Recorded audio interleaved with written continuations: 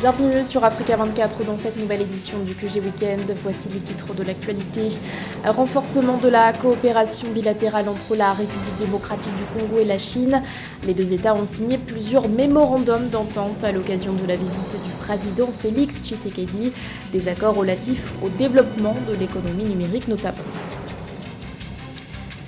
Bras de fer entre la presse et la junte en Guinée. Les journalistes dénoncent des atteintes à la liberté de la presse après les propos du porte-parole du gouvernement Ousmane Gawal Diallo.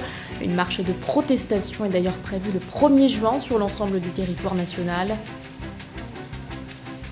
Et puis, focus sur le défi de l'enregistrement des naissances au Cameroun, un défi auquel souhaitent répondre les autorités du département de Mayo-Danaï dans la région de l'extrême nord qui concentre beaucoup d'enfants invisibles. Les détails à suivre dans ce journal. Mais tout d'abord, direction le Soudan, où les forces de soutien rapide du général Mohamed Hamdan Daglo se sont dit disposées à discuter d'un éventuel renouvellement du cessez-le-feu. Une annonce effectuée ce samedi 27 mai, soit la veille de l'expiration de la trêve entrée en vigueur le 22 mai. Une trêve conclue entre les deux parties en conflit à l'issue de négociations tenues en Arabie Saoudite. Mais cette nouvelle entente n'a une nouvelle fois pas permis de faire taire les armes. Depuis le 15 avril dernier, le Soudan est le théâtre d'affrontements meurtriers entre les FSR et l'armée du général Abdel Fattah al-Burhan.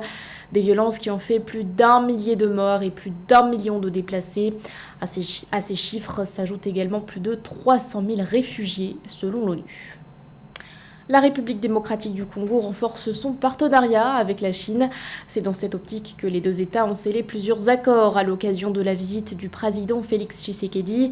Le dirigeant congolais s'est notamment déplacé pour renégocier un contrat minier, un accord conclu en 2008 sous la présidence de Joseph Kabila. Séverin Douqueux. En visite en Chine depuis le 25 mai 2023, le président de la République démocratique du Congo, Félix Tshisekedi, et la délégation qui l'accompagne ont procédé à la signature de plusieurs accords de coopération dans divers domaines, dont la défense et la sécurité, le secteur minier, l'information et la communication, mais aussi le développement de l'économie numérique. Le développement de l'industrie verte n'a pas été en reste. Un accord a été paraphé portant sur la promotion du développement d'une croissance verte en RDC. Les accords signés sont le mémorandum d'entente sur l'investissement et l'exploitation écologique des ressources naturelles, un mémorandum d'entente sur l'échange et la coopération en matière d'information et un mémorandum d'entente sur la coopération dans le développement de l'économie numérique. D'autres accords ont été signés portant sur la promotion du développement d'une croissance verte et la coopération entre les deux chaînes nationales de télévision, la CGTN et la RTNC. La visite du président Tshisekedi en Chine, qui intervient au terme d'un demi-siècle d'accords de coopération, vise à redéfinir les paramètres de la coopération avec le pays d'Afrique centrale, partenaire économique privilégié et investisseur majeur en RDC pour rééquilibrer les intérêts. Pour le président Tshisekedi, il est question de redéfinir de nouvelles bases, mais surtout d'accroître une coopération gagnant-gagnant entre les deux États. Nous nous réjouissons de voir aujourd'hui, à l'heure d'entamer le second demi-siècle de ces relations, nous avons exprimé de part et d'autre la volonté d'accroître davantage notre coopération par des partenariats gagnant-gagnant et qui seront bénéfiques, comme le dit le terme, pour nos deux pays et nos deux peuples. Pour sa part, la Chine a annoncé l'allocation d'une aide urgente d'$1 million pour secourir les populations sinistrées de Calais, victimes d'inondations qui ont fait plus de 500 morts et plus de 5000 disparus le 4 mai 2023 après des pluies diluviennes qui se sont abattues dans la région du Sud Kivu. L'actualité, c'est aussi l'adoption en Somalie d'un mode de scrutin au suffrage universel direct. C'est ce qui découle d'un accord conclu entre le gouvernement et les États fédérés annoncé ce 28 mai. Un accord considéré comme historique car ce mode de scrutin n'était plus en vigueur depuis 1969. Selon le texte, je cite, « Le système électoral doit encourager un système politique multipartite qui doit être indépendant, pacifique et exempt de corruption. » Ce nouveau mode de scrutin s'appliquera dès l'année prochaine avec la tenue des élections locales qui devraient se tenir le 20 juin 2024. Notons qu'il est déjà entré en vigueur dans l'état du Puntland.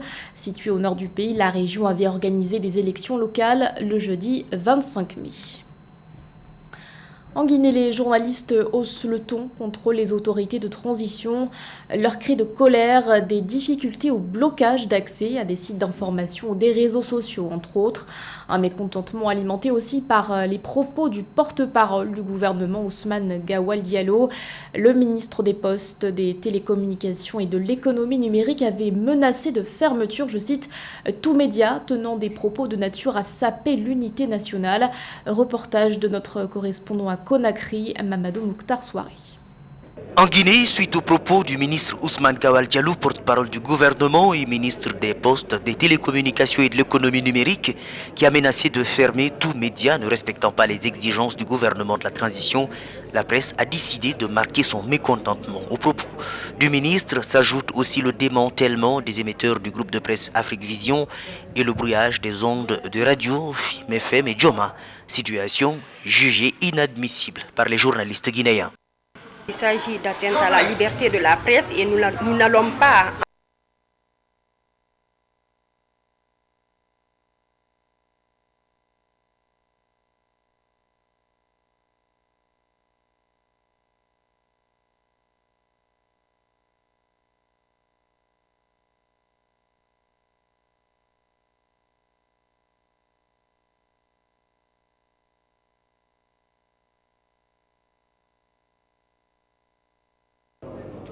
En Guinée, suite aux propos du ministre Ousmane Gawal Diallo, porte-parole du gouvernement et ministre des Postes, des Télécommunications et de l'Économie numérique, qui a menacé de fermer tout média ne respectant pas les exigences du gouvernement de la transition, la presse a décidé de marquer son mécontentement. Aux propos du ministre s'ajoute aussi le démantèlement des émetteurs du groupe de presse Afrique Vision et le brouillage des ondes de radio, FIM FM et Joma, situation jugée inadmissible par les journalistes guinéens.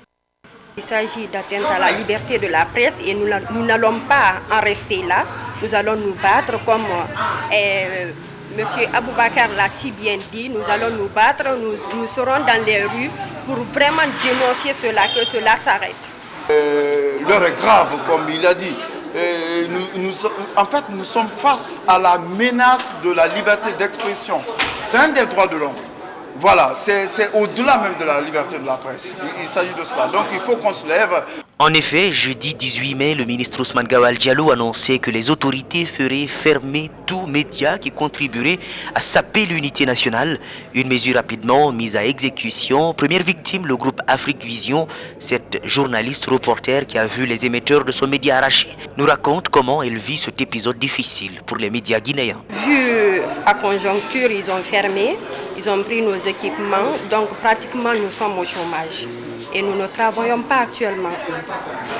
En tant que mère de famille, je demande au ministre Ousmane Gawal franchement de repenser et de nous remettre nos équipements parce que là, c'est une trentaine de femmes qui sont au chômage et aussi qui ont des enfants à nourrir, beaucoup de familles à nourrir des enfants. Après l'ex-ministre de la Sécurité du général Lansana Conté, Moussa Sampil, en 2005, Ousmane Gawal Diallo est le deuxième ministre de la Guinée à être déclaré ennemi de la presse. Les acteurs des médias entendent donc continuer la lutte pour faire reculer l'État. Où en sont les travaux de construction du nouvel aéroport de Bugesera au Rwanda? Le président Paul Kagame est revenu sur le sujet lors du Qatar Economic Forum. D'après le dirigeant rwandais, le taux d'avancement des travaux sera estimé à 70% à la fin 2023. Lancé en 2017, ce chantier entend faire du Rwanda un véritable hub africain. Marie-Raphaël Andolo. La forte croissance économique du Rwanda lui a permis de franchir la barre de 13 milliards de dollars de produits intérieurs bruts en 2022. Cette croissance économique, selon la Banque africaine de développement, repose sur l'expansion des services offerts par le pays, par le renforcement de son secteur industriel et par l'agriculture. Pour conserver ce positionnement, le pays, avec l'acquisition en cours d'un nouvel aéroport à Bugesera, souhaite se placer comme le nouveau centre aérien de la région. Ces priorités ont d'ailleurs été soulignées par le président rwandais Paul Kagame à l'occasion du Qatar Economic Forum qui a débuté le 23 mai à Doha. Nous collaborons dans le secteur aérien, mais nous investissons actuellement dans un aéroport. Le travail avance, nous avons déjà beaucoup accompli, nous essayons juste d'accélérer le travail pour pouvoir terminer le plus rapidement possible. D'après la Commission économique des Nations Unies, malgré ses dimensions et ses potentialités économiques, l'Afrique ne représente que 3% du trafic aérien mondial. La majorité de ce trafic est réalisée sur les liaisons intercontinentales. Ainsi, d'après les autorités rwandaises, une fois la construction de l'aéroport de Bugesera terminée, elle permettra d'augmenter le réseau de la compagnie RwandAir pour renforcer son attractivité dans la région. La compagnie aérienne est déjà assez performante. Pour ce qui est de l'aéroport, d'ici la fin de l'année, nous serons à environ 70% de sa construction et je crois que dès l'année prochaine, les choses commenceront à s'accomplir. Rappelons que la construction de l'aéroport de Bugesera a été lancée en 2017 et son plan des travaux a été modifié après des accords conclus en 2019 avec Qatar Airways, partenaire du projet de construction, avec une participation de 60% dans le nouvel aéroport ainsi que 49% dans la compagnie aérienne nationale RwandAir. Pour le Rwanda, cette alliance peut apporter à Qatar Airways une accessibilité sur le marché africain déjà couvert par RwandAir. En 2020, un peu plus d'1 million d'enfants étaient dépourvus d'actes de naissance au Cameroun, un phénomène constaté par le Bureau national de l'état civil du pays et qui est d'autant plus criant dans la région du nord-ouest, du sud-ouest et de l'extrême nord. Pour répondre à cette problématique, les autorités du département du Mayo-Danaï se sont donné pour mission de produire 15 000 actes de naissance. Plus de précisions dans ce reportage de notre correspondant Joseph Moifou. Selon une étude menée au Cameroun, environ 1,7 million d'enfants, soit 66,1%, dont l'âge varie entre 3 et 15 ans, n'ont pas d'acte de naissance. Ces enfants, appelés encore enfants invisibles, se trouvent notamment dans les régions du nord-ouest, du sud-ouest et de l'extrême nord du Cameroun. Un constat fait par le Bureau national de l'état civil, BUNEC, les membres du gouvernement et les parlementaires. Dans le département du Mayo-Danaï, région de l'extrême nord du Cameroun, ce problème se pose avec plus d'acuité. Dans cette partie du Cameroun, plusieurs enfants n'ont pas d'acte de naissance et ne peuvent pas présenter les différents concours qui s'offrent à eux. La situation dans les écoles est déplorable. Ici même à Yagoua, il y a des problèmes sérieux. Les parents ne font pas les actes aux enfants. Ce qui fait que sur les 6 000 élèves qui sont maintenant au cours moyen 2, à l'heure où je vous parle, il n'y a que 323 dossiers déposés à mon niveau.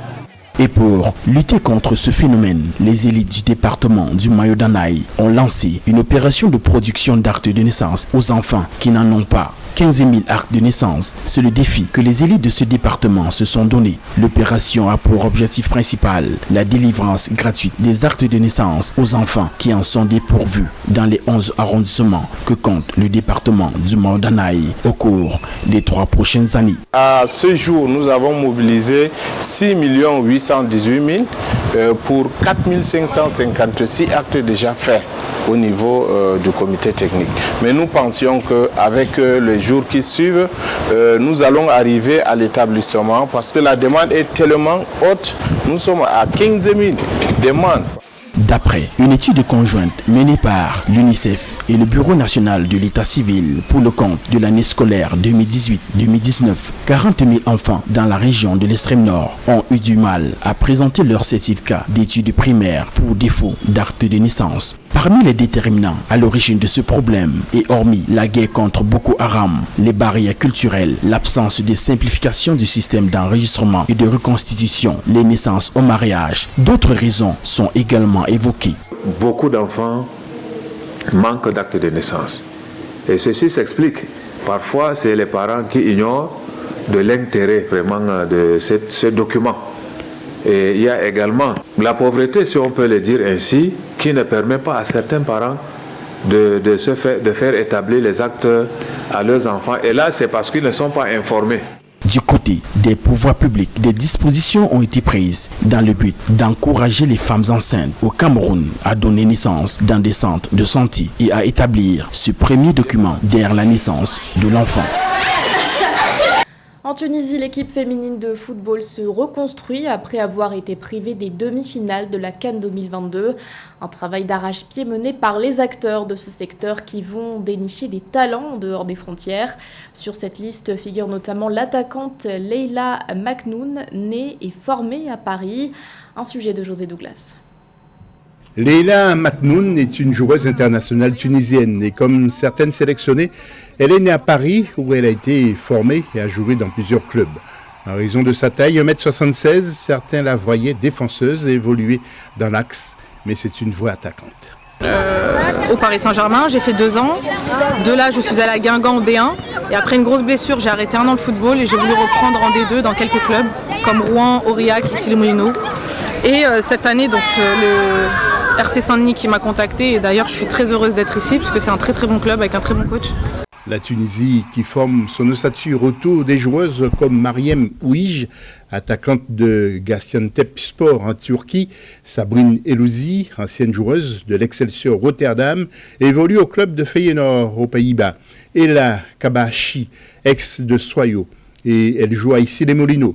Sheina Habassi joue pour une banque. Patronne de la défense, capitaine des Aigles de Carthage, très solide sous ses appuis. Quant à l'internationale Leila Maknoun, elle vient de goûter à la dernière CAN de football au Maroc et garde plutôt d'excellents souvenirs. Donc pour une première CAN et pour la première fois en quart de finale, ça a été vraiment une grosse expérience et je retiens beaucoup de positifs là-dessus. Des joueurs et des joueuses de parents africains font le choix du cœur. Nous avons voulu savoir si la double nationalité pour une sportive de haut niveau peut poser problème. Jouer pour la Tunisie, pour moi, vraiment porter le maillot, ça a été exceptionnel pour moi, donc je ne regrette pas, c'est un choix de cœur. La Tunisie cherche sa place et ses pays voisins du Maghreb se structurent pour donner le meilleur du football féminin. Et le pays des Aigles veut combler son retard. C'est compliqué, c'est très compliqué, niveau moyen, et c'est vrai que le football tunisien n'est pas développé comme au Maroc. Au Maroc, il est extrêmement développé, d'ailleurs c'est le premier club africain où ils ont des clubs de D1 et professionnels plutôt. Nous en Tunisie, on est encore un peu comme l'Algérie. La Tunisie qui compte se qualifier à la prochaine CAN qui se déroulera pour la 2e fois consécutive au Maroc. L'attaquante tunisienne rêve encore d'y être. La dernière CAN qui a été remportée par l'Afrique du Sud au complexe sportif Prince Moulay Abdellah au Maroc. L'actualité sportive pour finir avec Al Ahly, sacré vainqueur de l'édition 2023 de la Basketball Africa League. Les Égyptiens se sont hissés à la première place du podium ce 27 mai en dominant les Sénégalais de l'AS Douanes. Une victoire obtenue sur un score de 80-65. À noter que Al Ahly est la 2e équipe égyptienne à remporter une finale de la balle. En 2021, le Zamalek avait décroché le titre de champion de l'édition inaugurale. C'était le journal de la rédaction. Merci de l'avoir suivi. L'actualité continue sur Africa 24.